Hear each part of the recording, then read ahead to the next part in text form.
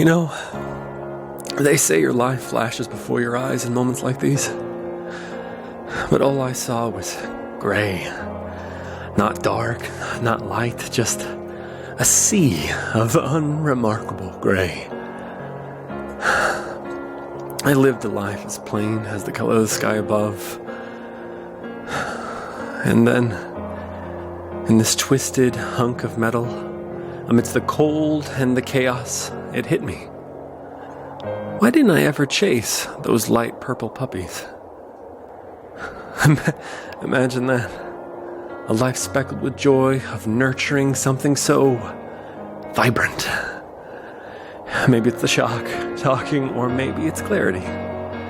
But I see it now. Life is meant to be lived in color. I've been sitting in the sketch, too afraid to pick up the pastels. Well, no more.